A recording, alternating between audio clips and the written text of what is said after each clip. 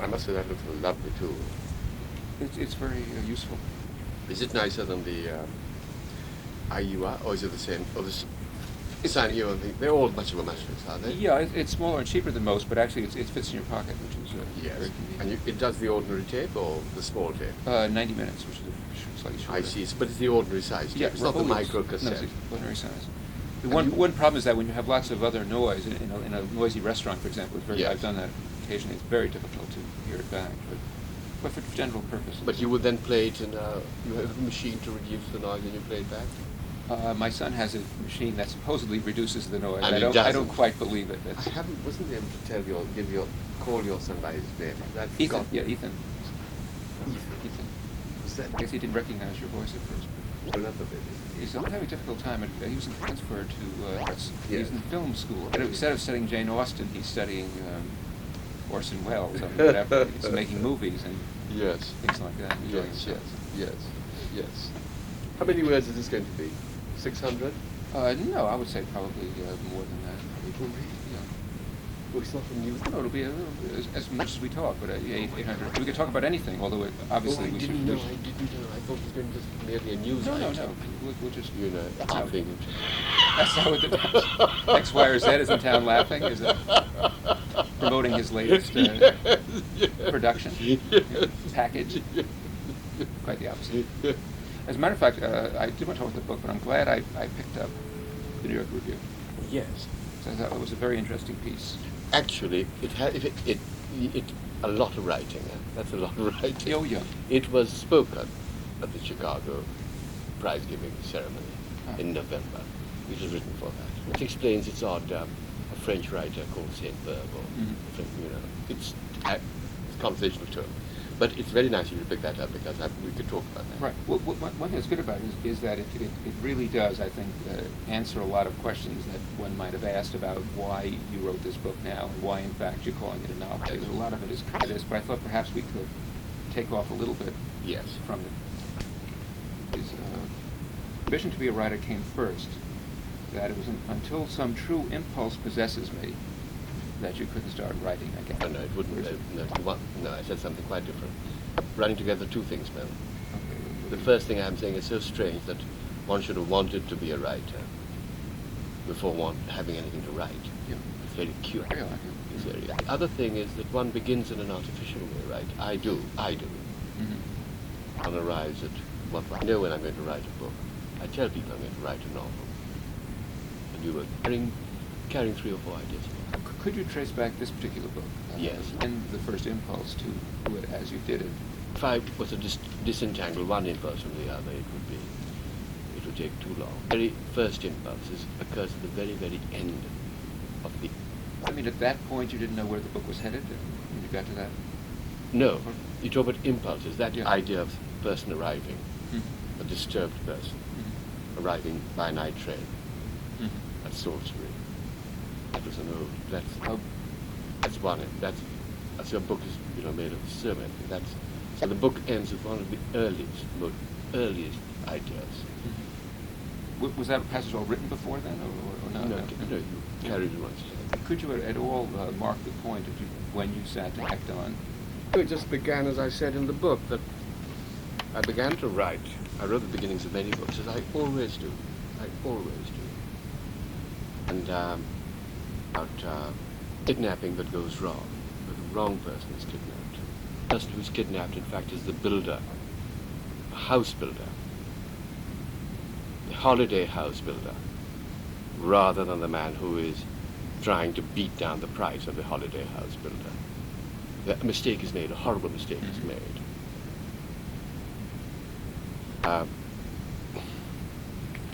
That was something I began to... But then what happened is that, you carry on, you stop one day writing, and almost on the same day you start writing another thing.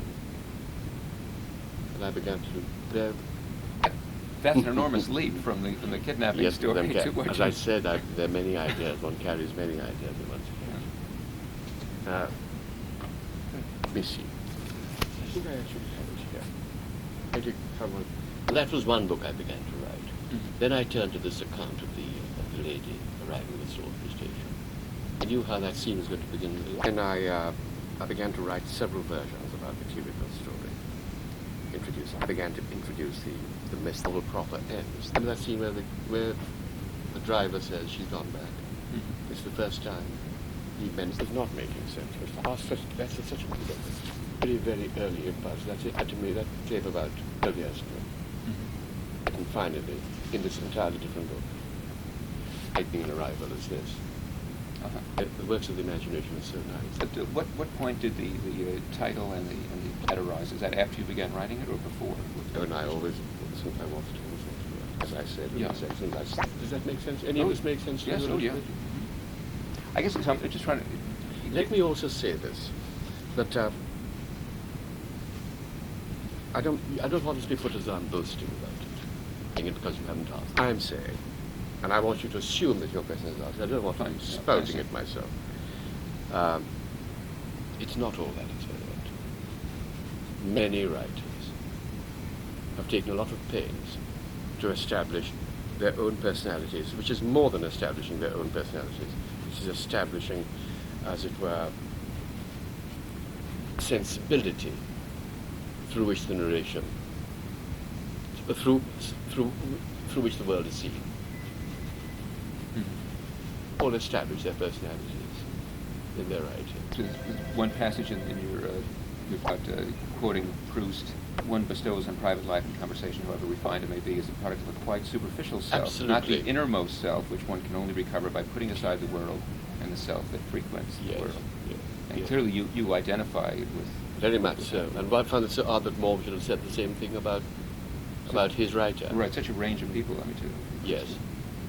Because people who write profoundly about writing or think about it seem to arrive at the same conclusions, really. Does this mean that you compartmentalize yourself? You could think of the innermost self and the outer self that's conversing with me now? No, I think that's just a matter, that's an analytical thought of Proust, really. Mm-hmm. He's worked it out that way. He's thought about it. Oh, but people who meet me in the party and hear me talk. So my real work is when I that odd connection of citing.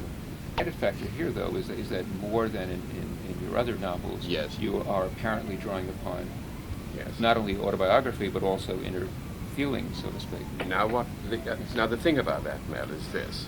I said many writers, not all, many,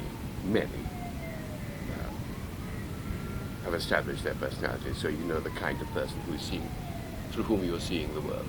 Mm-hmm. Proust, more, Sure. Tolstoy, Dostoevsky perhaps not so much, Chekhov not so much. It was tried to do something like what I did. To understand it more clearly, try to work out what would have happened if I hadn't. If I just simply begun to write about country life in England. What if I'd written a Hardy-esque novel, so to speak, about country life? Well, then that wouldn't have been what I ever wanted to do. Mm-hmm. Because it's always this eye getting used to that landscape. And you see, the writing personality is only the writing personality. Not a man who's got family, wife, children. You know, that whole bit of life is torn out of this. The man is defined entirely by his writing. Mm-hmm. I thought that was very interesting and very hard to do. The writer is defined truly by his writing. Although you do see him in and relation by to, the way he looks. You do see him in relation to the other people, though, the people who live near him and who are friends. Well, but that's where the fictive part comes in. Mm-hmm. But the other thing about the writer, the observer, that is scrupulously myself. But the minute other people are in the picture, that is where the fictive element comes in. My point is that this is not as experimental as it might appear, because there's a lot of autobiography in it. But yes, very much so. And it appears a little more startling because it's writing about. And I wanted to make that definition of the sense of it to the story. I have a novel about the people in England. What would have been the difference? It's the same life in a different form, though. Here, I said this is only this life is only this. The writer has been defined entirely by his writing. Now, I don't know what Robert did with it a lot, really more. I was trying to do the reader, make the reader see as clearly as I could, writing mind work of consciousness and of end, really. So it is the writing life that is being defined, the writing sensibility. Often it's autobiography. I think I'd be run out of town because there is no autobiography there. There's no family, no wife, no friends, no infidelities, nothing, you see. Well, there are some friends, and there is a... No, but I mean, but in my life, Oh, I if see, I- yeah. there'll be Yeah. nothing. There'll be nothing about me. There's nothing about me apart from my writing. In my, it was a good. It was a difficult. Do you understand what I'm saying? I do. I think the initial question arises because in your other books, Yes. you life in Yes. some form or other. I mean, Yes. whether it's Yes. relatively close as in Yes. Biswas, But Mel, I'll tell you or something, somewhat it's been- apart as in Gorillas. Yes. Still, it's things that you've experienced. Yes. It's been such a burden. The world being what it is, and one's experience being as broken as it has been. Dual nature, a dual nature. I probably see vision of all my That would include India, you mean? is it? And then that Yeah. becomes. How did that thought begin? Let's begin. Can we get it back on the tape? Yeah, sure. Let's get it back on the tape. To set up the fictional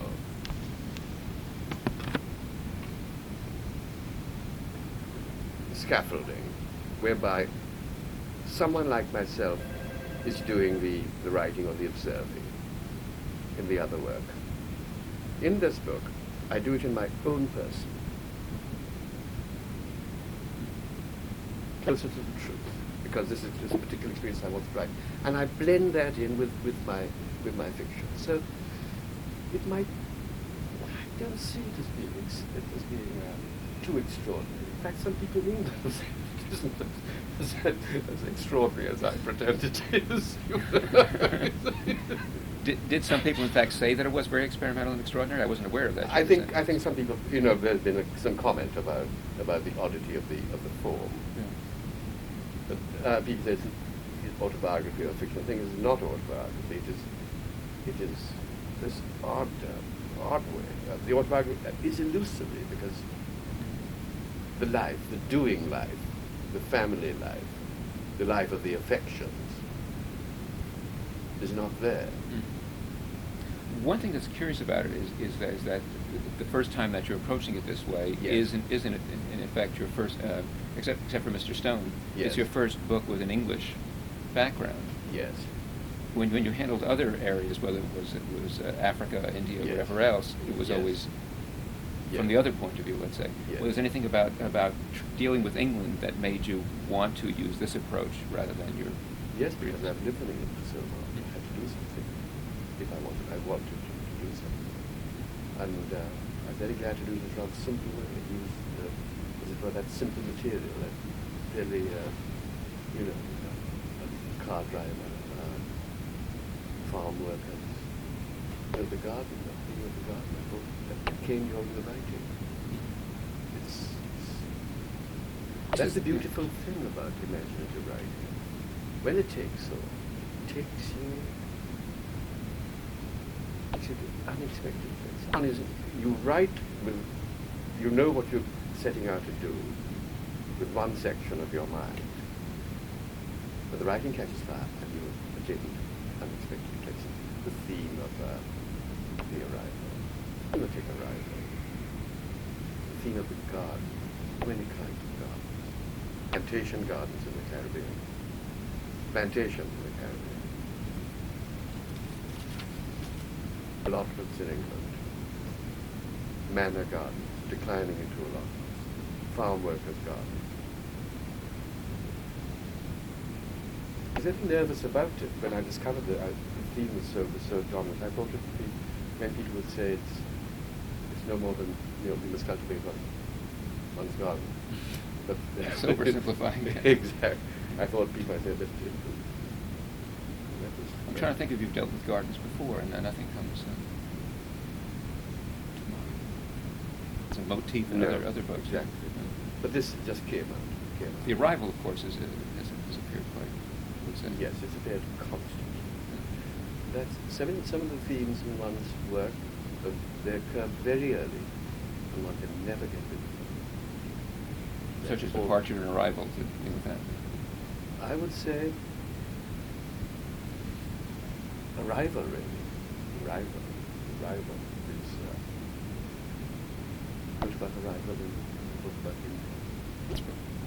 An area of chapter about arriving. Is this interesting? Is this boring? Yes, no, Is this no, for me it's interesting. For you it may be boring, but have we dealt with this enough? You made it. Have I made it? yes, I think that's fine. But what you had no trouble with the narrative, and I think that most people who are in sympathy with the book have no trouble with it. Well, it's strange now. The only, I won't call it trouble, but the only difficulty I may have had with it was knowing you and knowing things about your biography, and I did keep wondering as I was reading it, well, Yes.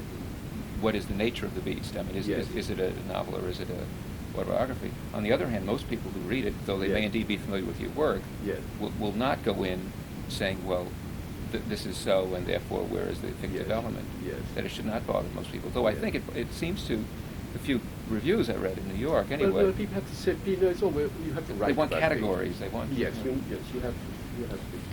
It's not an easy book to write about. I admire the people who, but I slightly worried about people who have to review it. Really, I wouldn't have liked to review it myself. How would you have reviewed it? I think I would have suffered over that. Really. I would have suffered over that. I read very few of the reviews, in fact. But one that I did read was the one in your paper, Mr. Raymond. Very elegantly insulated. I thought I admired him enormously. As a piece of craft, I thought it was very nice thing. You did say that reception in London was or in England generally was very strong, and I was curious maybe we could talk about that a little bit. I mean, the idea you said that your barber, for example, was reading, getting your hair cut. He was reading. Well, let us. If I mention this, this is not to be put by me in a boastful way. Okay. This is something you will state as a fact. Yes.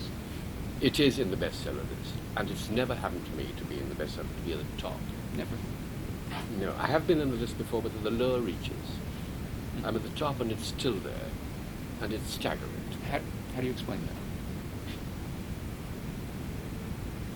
Well, I am rather, I don't know, because I thought it was a book that required a fair amount of attention, and I thought that Johnny, the reader, liked fast food. Johnny.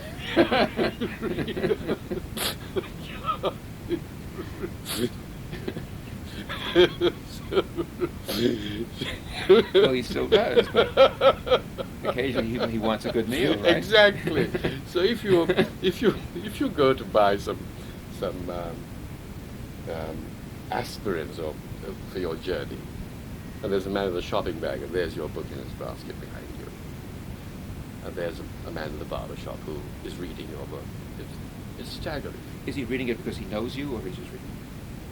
The word has got to him. It's about his country. I think so. This is my interpretation. Do you think it's beyond your own area of the country? I mean, would it be clearly it's on a bestseller list? It must be true not just of Wiltshire, that the people in London and other places. But I don't know how they're compiled in England. I don't know how they're compiled. I don't know. I mean, the fact that it's an English novel. You see, I think my feeling is that because it is a contemplative book and a philosophical book, and not an unfriendly book, gives some people new ways of looking at themselves. It's not telling them things they've long ago stopped paying attention to, the country in a state of decline and this or that, it's... Because the people are still writing about it. Yeah, right, all the time, yes. They don't respond to that any longer. This is something else. And they're willing to take it slowly. And perhaps This is what I feel, because I find that I'm as puzzled by it too. And perhaps it will be. It is a breakthrough in terms of people in England accepting you as an English writer and not as a writer from another country who lives in England. No, I think that's a minor thing. I think that's a minor thing, because that's long ago gone in England. Things are not as they were 30 years ago. Yeah. The whole world, it's opened up. It's opened up quite a bit. Have you talked about the book with the barber, the shopkeeper, any of these people? I mean, is there any interaction with someone who has in fact read the book. Somebody would say to you, as he's cutting your hair, would he say, about chapter? This man owned the barber shop. He wouldn't cut my He would hair. cut your hair, well. He would. In any case, would there be any direct response like that? Perhaps from the people in the book, or the variations thereof. Yes. No, I haven't. No, I haven't got as far as that. No. I want to see how long it goes on. I want to see whether it lasts 2 or 3 more weeks. You know, that would be extraordinary. Which you might find. I think it's philosophical and not unfriendly, and it gives a new way of... Not unfriendly to England. Yes, or to anybody. Not, it's conceived in tribute. The whole book is cast. It's conceived as a tribute. All the places. Several years ago, you said that you were thinking about writing a book that would be celebratory. Yes. Now, I'm not sure this is the book that's supposed to be celebratory. Well, I don't know. I don't know. One says things, and then one has said so many things. You know. Do you think? Would you go that far in terms of the friendliness that it's?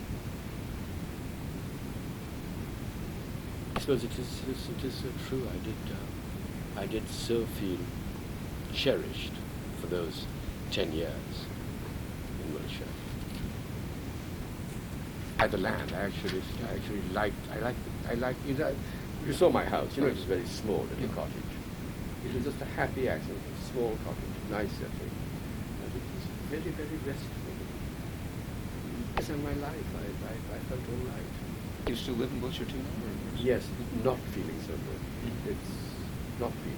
It's as though having written the book, it's over. It's all changed. It's all finished now. That's finished. That's one of the things of the book. Again, as soon as you discover or come to an understanding of something, it goes. I remember looking back, you used to say that you would write about a place after you had been to the place, but you would not sit in India and write a book about India. That would be sometime later. True. That's true. Now, in this case, you wrote the book in Wiltshire. You were there. Yes, but away from the original area. Mm-hmm. Away from the original area.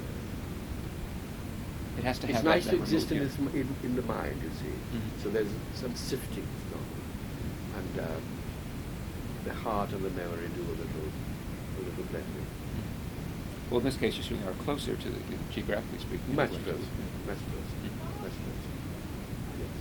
So it's a different in that way too. Well, that's a good point. Yes. That's good. I mean, I just wonder how that feeds the immediacy or the emotion about the situation being. Not that you're going to go next door and research a book or anything, but the idea that you are so close to the original experience, how that affects the writer. It's hard to say. I didn't do any research. I just consulted what I had in mind. Did you keep a diary or a journal at all of those years? No. I keep books on the... What were your notebooks that you kept for earlier novels? Yes. I keep... When I'm a little lost, again and again one writes notes when one is getting started on a book. They tend to be very short.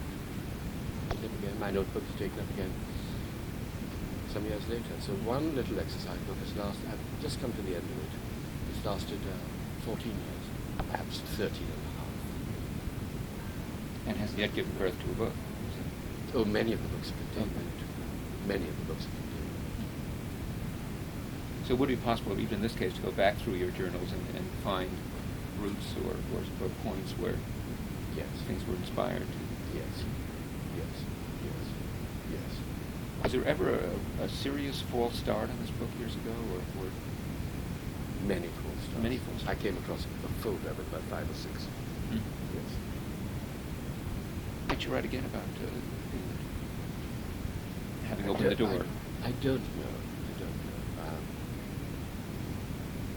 I wouldn't write another book like this. This special thing about the writer, the land, the new land, all that, the journey. Your kidnapping story, was that in English one? No, it was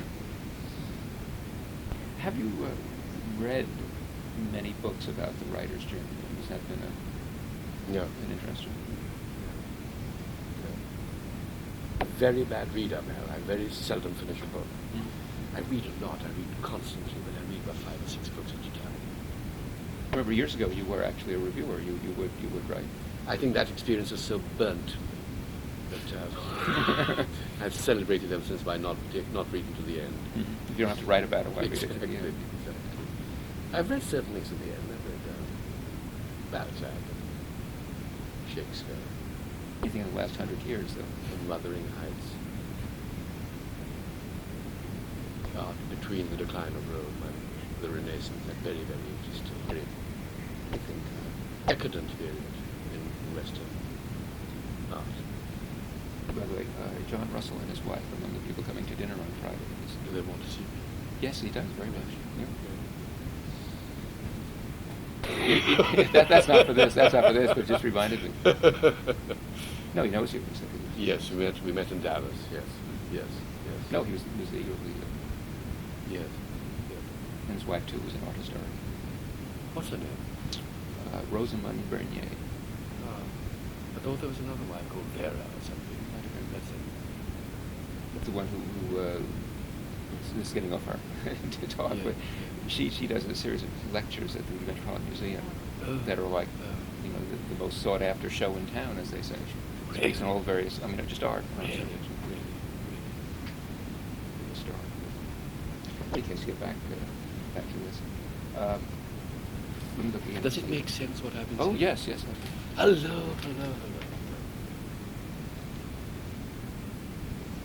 The passage here too, where you talked about other possible, having decided to be a writer, Yes. the possible outlets that are open to one, Yes. to write plays, whatever else. Yes. And How did that strike you, the things I wrote about being a playwright? Well, it's very interesting, and in the idea of putting yourself, watching it on stage. That's in what fact, somebody told me, yeah, yes. as you're writing it. And the last part where I marked here was for the artificiality. What part of my experience could be made to fit the form? Wondering, in fact, in the most insidious way, how I could adapt or falsify my experience to make it fit the grand form. That is what I wrote about. The grand form's the novel, you mean, is it? Well, yes, this wonderful form that is the current form, really. The current, it's not the novel generally, but this specific. Well, the form of the time, and the way. Yes, I suppose the novel or the story, or the short story, yes. Could you talk at all about what, explain further from this, but what provoked you to choose the novel form rather than play, poetry? I suppose, yes. I wish I'd... well, the theatre couldn't be anything to me because it didn't exist in Trinidad when I was a child. My father wrote for the typewritten page or the printed page, and that was his ambition, and he gave it to me. Essentially, there was nothing in my childhood to make me think of the play. Mm-hmm. Whereas the novel was there, certainly. The novel was there, and it required only oneself to write, and that was the one. It was the simplest thing to get started on. Mm-hmm. Really, of what I have written about today is literally untrue. I wonder whether whether other writers feel like that. I'm not sure. Have you talked about it with other writers? Are you aware of that aspect of other writers? Artificial though the novel form is, with its simplifications and distortions, its artificial scenes, and its idea of experience as a crisis that has to be resolved before life resumes its even course. What do you think? Don't you think that's the novel? I mean, these scenes, and some people, are to me quite unreadable because of that artificiality. Turgenev, I find very, very hard to read his novels. But I was going to say, I don't find anything artificial in your novel. That's back the novel, the earlier novels. I find nothing artificial in reading it. I mean, it has a... Yes, Was this book more difficult than the others? Because of that form? One had just had to wait for it a long time. One just had to wait, because I said when I began to write it, as in all my writing, I actually write very fast. I write a draft in about half a year.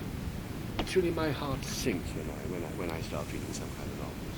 I can't bear to go through it. The artificiality of the form. The form rather than those specific novels you're reading, just the idea of, I don't quite... The artificiality of the form, even Dostoevsky puts me off, you know. I can sense the way Dostoevsky sometimes wrote his novel, writing this and then doing that and changing and chopping and so many things being possible. Well, in other words, as a writer, you're too conscious of the form to be able to read other writers comfortably in that form, is that? Correct. That's correct. I think that's well put. That's well put. Maybe that's why playwrights walk out of plays. I can. You don't have to close the book; you just leave the room. Sure. Yes. That's real self-consciousness. On the other hand, I mean, whatever art you're in, one should be aware of what your peers, present and past, are writing or have written. Of course, you are because of your background. Do you try to read modern novels at all? Would you even? Years ago, I remember you saying something about you let it simmer, you let it sit for I like 20 years or something. I like for it to wait, and I like to wait and let it settle down. Mm-hmm. Let it settle down. What was the last contemporary novel you read to the finish? I never make bad comments about these contemporaries. Unless you're a critic. Unless you were critical. But a book I read with enormous admiration was Anthony Bell's fourth of the series. I'm really actually taken by it. Very original, very original. Its form, to me, it's a great excitement. Original and true to the nature of his experience, you know, the man looking back. Very, very true of that kind of way of apprehending experience, rather than manipulating a plot, you know. And the book was called The Acceptance World. Very lyrical bits, very lovely things, very packed, almost short, but greatly admired. Have you read the other ones in the cycle? Or? Yes, I've read a lot of them, but going back to this one after many years, I thought how nicely it had matured, you know, like it had Writing a cycle. I think it was because the form was so original. His form was original and true, because true. He found his own form, and the form was suited to the material he had to present, and his way of looking at it. It was right. Found it right, which is part of that essay. So my wish to write about England, and write after all these years, the matter of not just writing a novel, getting a novel, but of trying to achieve this kind of truth about seeing the land change, and from not understanding the people. That's the attempts to write show right at the beginning of one's arrival, the start of one's stage, understanding them, not making English jokes about them, not making English class jokes. I was determined not to do that. I think that might also be a feature of its attraction. It doesn't judge class very seriously. It appears, it takes it very, very seriously. It doesn't make jokes about it. What is true from the English novels recently that I've seen, or plays in fact, more so, the English sense of humor is riding high still. I mean, that people, the idea of making fun of classes and specific people and so on. Yes. So it's always been current, and perhaps even more so in the theater in the last few years or so. What plays are you thinking of? David Hare's plays, for example. Our friend David Hare. Yes. I haven't seen his work. I know. I haven't seen his work. But he's an obvious example. His friend Howard Brenton. Christopher Hampton, all of them, in fact, are very satiric. About sardonic playwrights about class, about their own people and about class. And yes. Occasionally about Americans as well. Yes. And that it definitely was not your desire. I mean, to block that off. Because I think you set the minute you start writing like that, you really are writing in an old tradition, aren't you? You are doing somebody else's writing. It's like railroads. Jumping on a railroad, bam, you get to the terminus. You have 100 writers jumping on this glass railroad, and they hit the buffers, the same buffers. The whole train is tilting. Yes, they hit the same buffers. They make the same stops too. And they're real people, and they're making a real journey, but they're making the same journey. Now, in contrast to that, you're pedaling your bicycle through the English countryside, seeing it as you see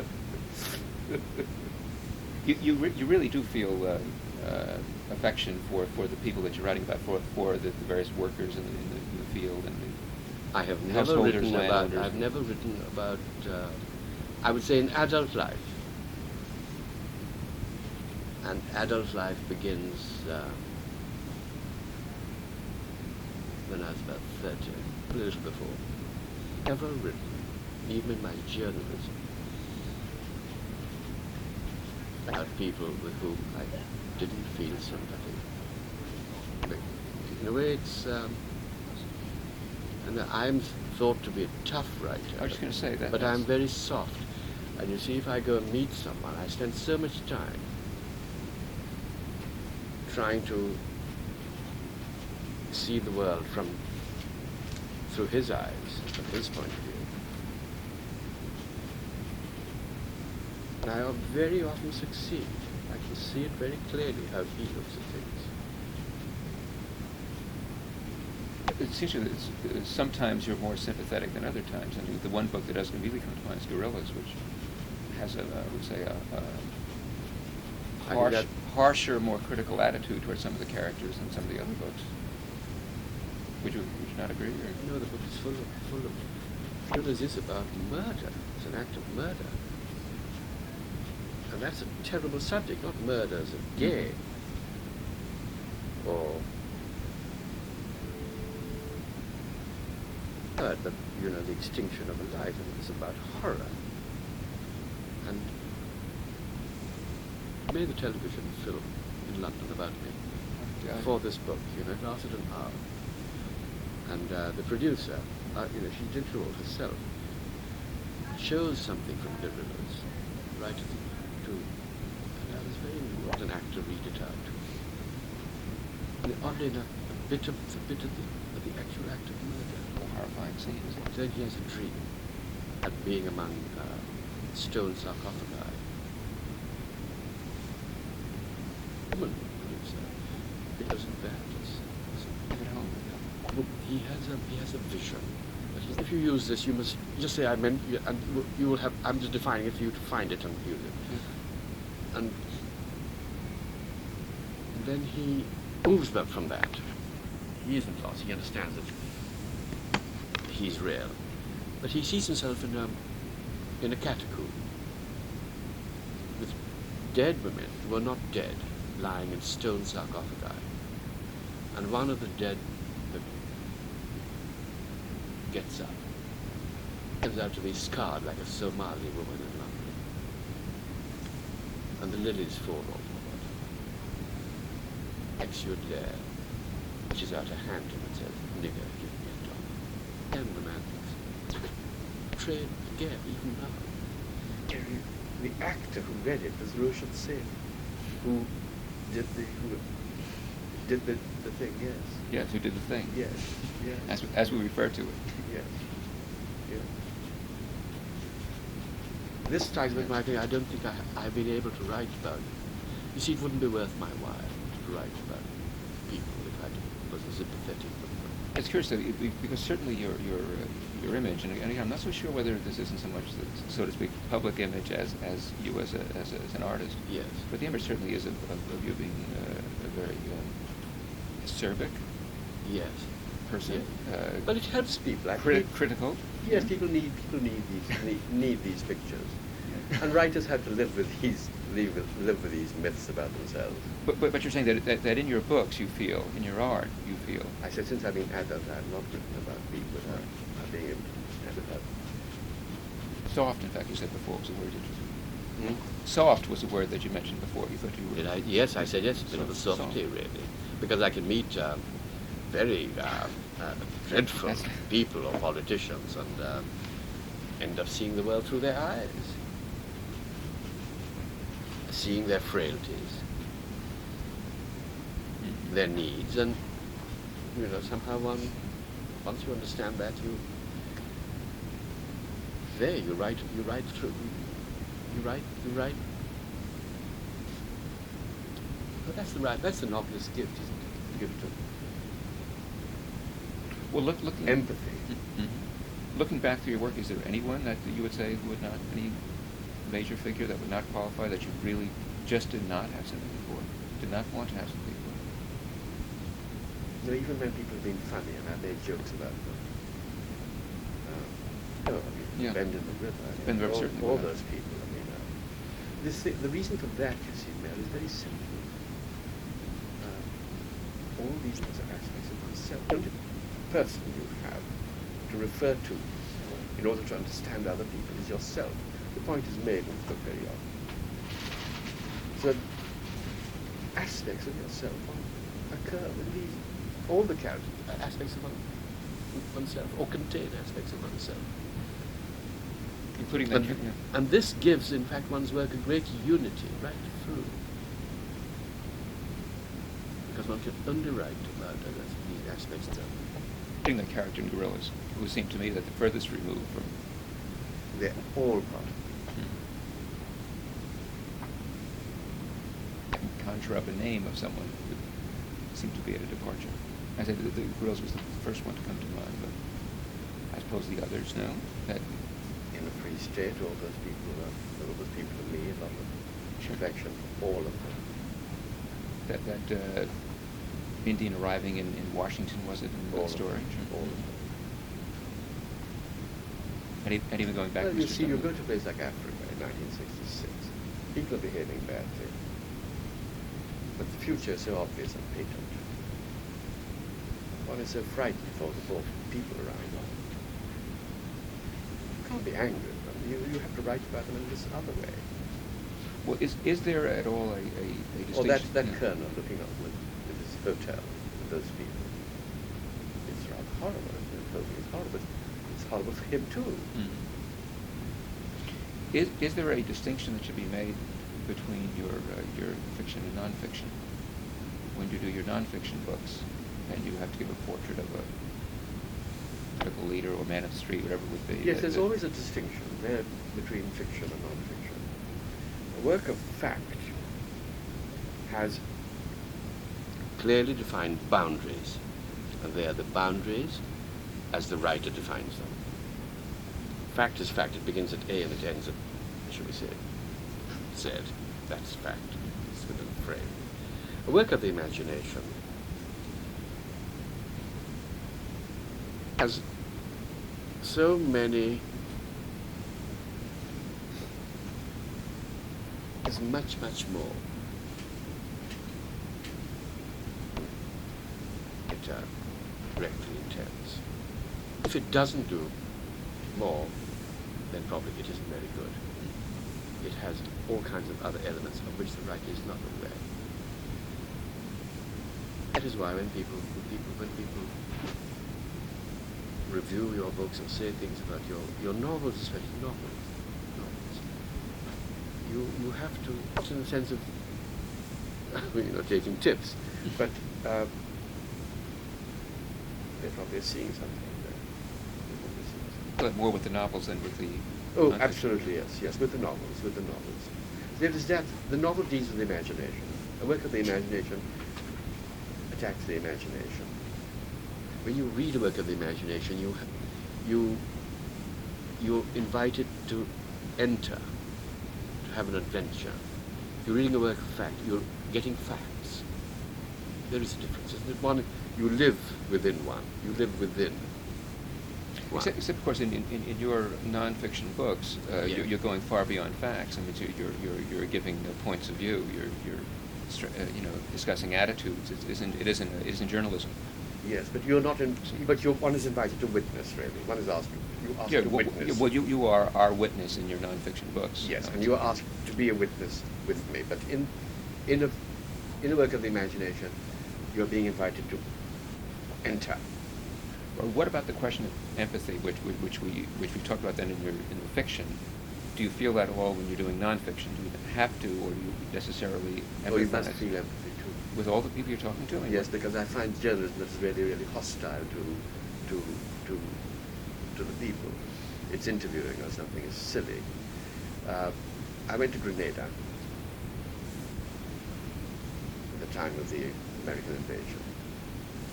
People I spoke to there,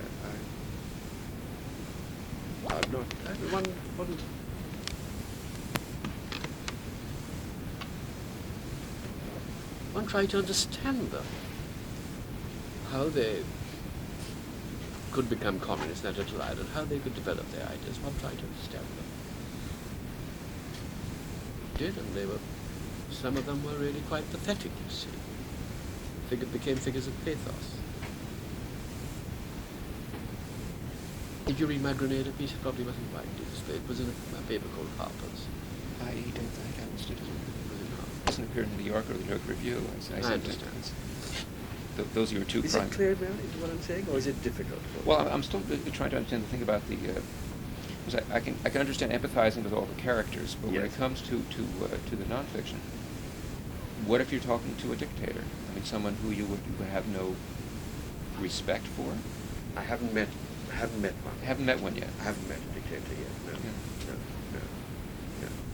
I guess part of the problem, again, goes back to you yourself. And when I think of the very critical, sometimes violently critical things that you might say about whether it's English publishers or I don't